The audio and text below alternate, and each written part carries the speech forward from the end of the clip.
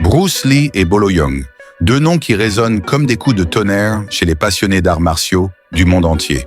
Dans Opération Dragon, Enter the Dragon, en VO, leur affrontement à l'écran, cette scène mythique dans la salle des miroirs où Bruce affronte les sbires de Han, a électrisé des générations de spectateurs, faisant de 1973 l'année où le kung-fu a conquis Hollywood.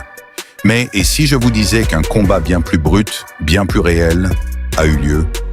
Pas sous les projecteurs, pas chorégraphié par des cascadeurs, mais en coulisses, loin des caméras de Warner Bros. Un moment où la technique affûtée comme un sabre a clashé avec une puissance brute forgée dans l'acier des haltères. Un sparring improvisé, intense, qui a laissé les témoins bouche bée et qui explique pourquoi la scène prévue entre eux a été rayée du scénario. Aujourd'hui, dans cet contexte caché, les origines de ces deux titans, leur philosophie opposée, la tension sur le plateau, le déroulé coup par coup de ce duel secret et les leçons qui en découlent encore en 2025. Accrochez-vous, car ce n'est pas une simple anecdote. C'est la clé pour comprendre pourquoi Bruce est devenu immortel et pourquoi Bolo reste une ombre terrifiante. Mais d'abord, remontons aux racines de ce qui aurait dû être le climax du film. L'histoire de ce vrai combat entre Bruce Lee et Bolo Yeung ne commence pas sur un ring illuminé ni sur un plateau hollywoodien clinquant, mais dans les méandres créatifs d'un des films d'arts martiaux les plus emblématiques de l'histoire, Opération Dragon. Sorti en août 1973, ce blockbuster coproduit par Hollywood et Golden Harvest, la maison hongkongaise de Bruce, a engrangé plus de 350 millions de dollars, ajusté à l'inflation, c'est des milliards aujourd'hui, et lancé la vague des films de kung-fu en Occident. Pour Bruce, c'était son ticket d'or. Après des échecs à Hollywood, comme le rôle de Kwai Chang Caine dans Kung Fu volé par David Carradine, il voulait un véhicule parfait pour son Jeet Kune Do, son art hybride révolutionnaire. Le scénario? Un maître martial, Bruce, infiltré dans un tournoi illégal sur une île forteressée par Han, Shiken, un seigneur du crime aux mains d'acier amovibles. Parmi les sbires, Bolo Yeung, casté comme le garde du corps massif et impitoyable, un rôle qui collait à son physique de bodybuilder monstrueux. Bruce avait tout chorégraphié lui-même. Une scène épique de combat central entre son personnage, Lee et Bolo. Imaginez une arène souterraine, des torches crépitantes, Bruce en tenue noire fluide glissant comme un serpent, face à Bolo en armure légère, muscles saillants comme des rochers. Ce duel devait être philosophique autant que physique, vitesse et adaptabilité du Jeet Kune Do contre la force brute et l'intimidation des arts martiaux chinois classiques boostés à la testostérone. Des low kicks fulgurants de Bruce visant les genoux massifs de Bolo, des uppercuts dévastateurs de ce dernier visant à briser la garde frêle de Lee. C'était censé être le pivot émotionnel, un choc qui humanisait Han en montrant ses lieutenants les plus loyaux. Mais au fil de la production, à Golden Harvest Studios à Hong Kong, des décisions brutales de Warner Bros. Ont tout changé. Le studio, nerveux face à un public occidental pas encore rodé au kung-fu, a imposé des coupes pour fluidifier le récit et recentrer sur le climax final. Bruce contre Han dans la salle des miroirs, cette séquence iconique avec reflets infinis et nunchakus virevoltants. Pourquoi réduire Bolo? Sa scène d'ouverture, où il massacre des rivaux avec une hache, était déjà trop gore pour les censeurs US. Ajouter un duel prolongé avec Bruce, ça risquait de diluer l'impact du boss final, Han, ce vilain énigmatique, chauve et calculateur, symbole de corruption triomphante que seul Bruce pouvait abattre. Les execs de Warner, menés par Fred Weintraub, voulaient un rythme hollywoodien. Action punchy, pas de sous-intrigue. Résultat, le rôle de Bolo est réduit à 2 minutes chrono, une entrée menaçante et une défaite rapide contre John Saxon. La scène Bruce Bolo, coupée nette, jamais tournée. Mais ce choix a créé une frustration palpable sur le set, une étincelle qui a allumé le vrai feu. Un sparring hors caméra, né de l'ego et du respect mutuel, pour trancher qui régnait vraiment. Avant de plonger dans ce chaos, explorons les origines de ces deux légendes, le dragon et la bête, pour saisir pourquoi leur clash était inévitable. Les origines de Bruce Lee et Bolo Yeung sont comme deux rivières tumultueuses qui se rejoignent en tempête. Contrastées, forgées par la survie et l'ambition, aboutissant à deux icônes que le monde martial vénère encore en 2025. Commençons par le dragon. Né le 27 novembre 1940 à l'hôpital Jackson Street de San Francisco. Oui, sous le signe du dragon en astrologie chinoise, un présage. Bruce, de son vrai nom Lee Jun-fan, arrive au monde pendant une tournée théâtrale de ses parents. Son père, Lee Hoi-chuen, est une star de l'opéra cantonais, un acrobate comédien qui l'emmène sur scène dès ses 3 mois dans Golden Gate Girl.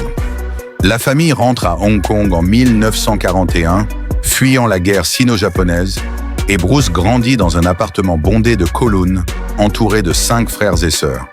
Hong Kong des années 50. Un enfer urbain, bidonville surpeuplé, triade mafieuse et une pauvreté qui mord. À 13 ans, après une bagarre de rue où il se fait rosser, Bruce supplie son père pour des leçons.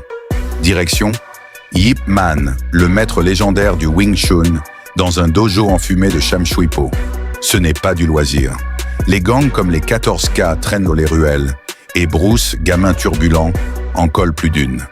Wing Chun lui enseigne l'efficacité, centerline theory, pièges au point, pas de chichi. Mais Bruce refuse les chaînes.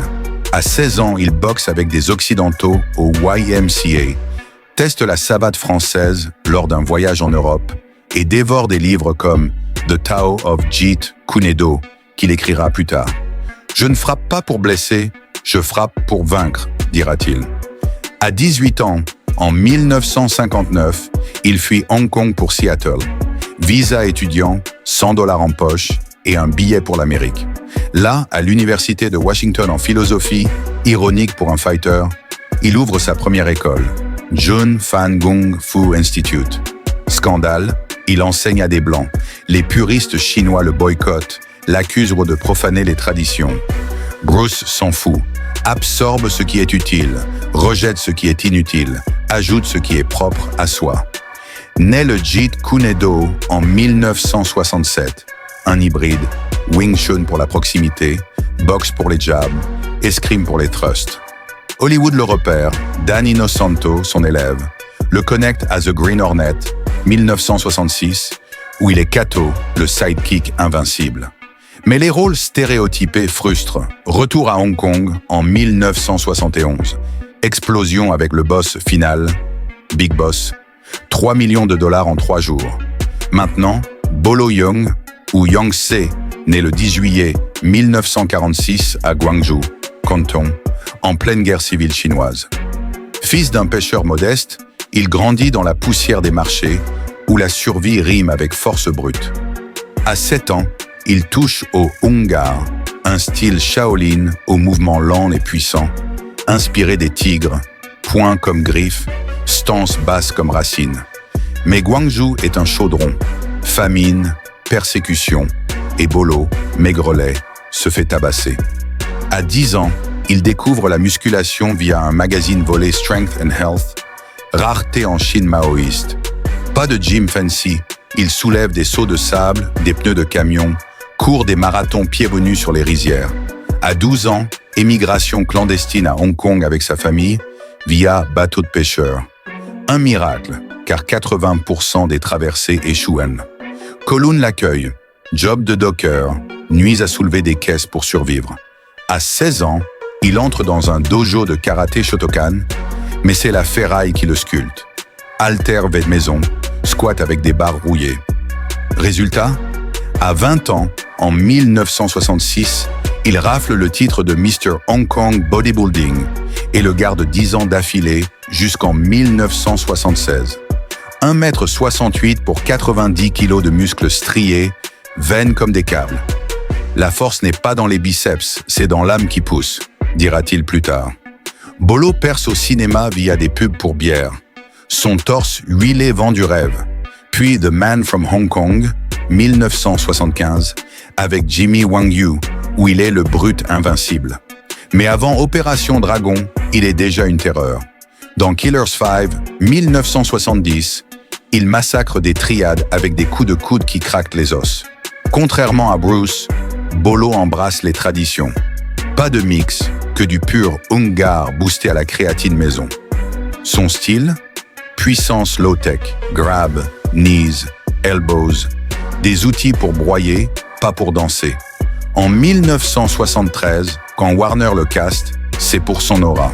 Bolo n'agit pas, il domine, note le réalisateur Robert Clouse dans ses mémoires. Ses chemins croisés, Bruce l'innovateur rebelle, Bolo la bête traditionnaliste, préfigurent leur clash, vitesse versus masse, haut versus rock. Pour capter l'essence de ce duel secret, plongez dans leur style. Deux philosophies martiales qui s'opposent comme yin et yang sous stéroïdes. Bruce, 1m71, 64 kg, un corps sec, filé comme un fouet, forgé par 4 heures d'entraînement quotidien. Shadowboxing, isométrie, vélo à 50 km/h. Pas de gonflette. Les muscles sont pour l'esthétique, la force pour la fonction. Son Jeet Kune Do, un manifeste anti-dogme. Vide ton esprit, sois sans forme comme l'eau. Technique One Inch Punch, frappe à 2,5 cm qui envoie valser un adversaire. Sidekick à 200 km/h, trappe pour désarmer.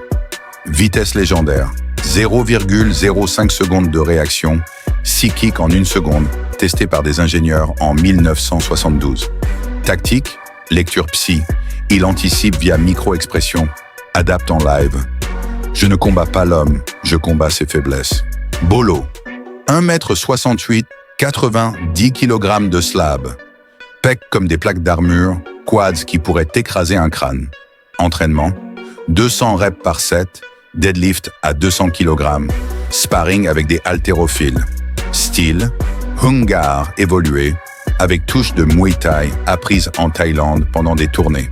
Coup, clinch knees qui pliquent les côtes, hammer fist qui sonne comme des marteaux. Endurance, moyenne. Sa masse pompe l'oxygène, mais il encaisse. J'ai pris des coups de 2x4 sans broncher, fanfaronne-t-il en interview 2020. Approche, bulldozer, closer la distance, smother, crush. Philosophie, la force est la loi, l'adversaire casse ou plie. Contraste pur. Bruce dicte le tempo, Bolo l'impose. Dans un ring, Bruce esquive 80% des charges. Bolo s'il attrape, c'est game over. Mais endurance, Bruce court 10 km par jour. Bolo soulève, mais fatigue en 5 minutes d'explosivité.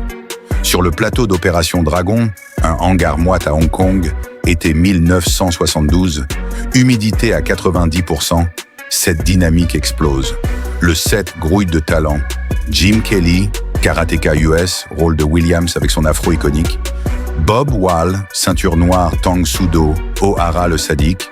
Shi Kien, Han, 50 ans de Shaolin. Et des jeunes cascadeurs comme Sammo Hung et Jackie Chan. Alors des nobody à 19 ans qui balaient les sols entre takes. Tension palpable. Bruce, perfectionniste, répète les chorés 50 fois. Bolo, stoïque, soulève des kettlebells entre pauses. Rumeur fuse, Bolo veut prouver qu'il est le vrai monstre. Chuchote Kelly dans une interview 2015. Wall confirme. Bruce était un scalpel, Bolo un marteau. On sentait l'étincelle. Pendant les breaks, des mots improvisés, Bruce one inch un sac qui explose. Bolo brise 3 briques d'une paume. Jackie, yeux écarquillés, note. Bruce volait. Bolo faisait trembler la terre. Dans son autobio 2017. La coupe du rôle de Bolo, une bombe. Annoncée fin juillet 1972, elle humilie de 10 minutes d'écran à 2. Bolo, fier bodybuilder, bouillonne. J'étais prêt à voler la vedette, confie-t-il en 2023 à un podcast. Dernière semaine, ambiance électrique. Lors d'un entraînement post-journée, Bolo défie « Montre-moi ton Jeet Kune Do pour de vrai, pas en play ». Bruce, sourire carnassier. « Allons-y, mais sans pitié. Pas de règles, tapis de dojo improvisé, témoins. Kelly, Wall, Sammo, Jackie. Lumière tamisée, sueur qui goûte. Le vrai combat commence. Round 1. Bruce circle, feinte un jab. Bolo charge. low kick massif visant le thigh.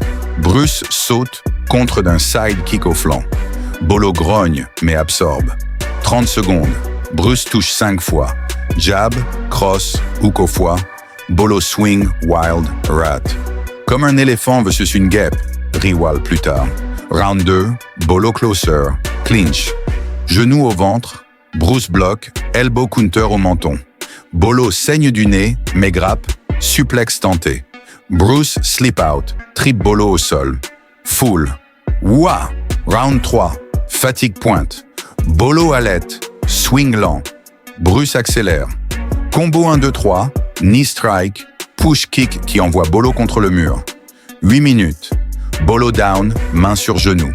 Assez, capitule-t-il. Bruce essoufflé mais vif. Bon combat, frère.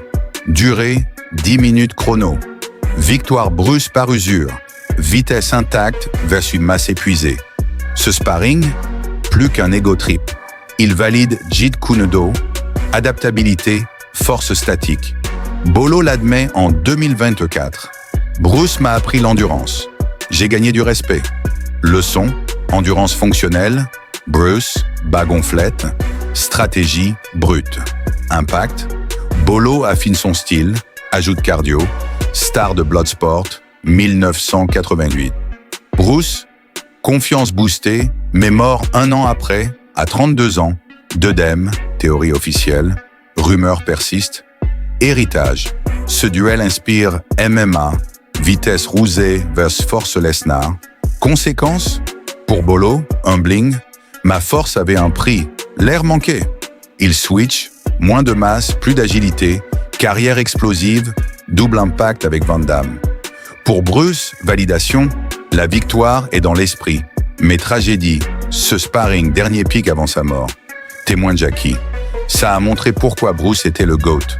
En 2025, avec des docs comme Be Water, ESPN, ce mythe revit, footage rare, YouTube, clickbait, mais l'essence vraie. Qu'en pensez-vous? Vitesse éternelle ou force ultime?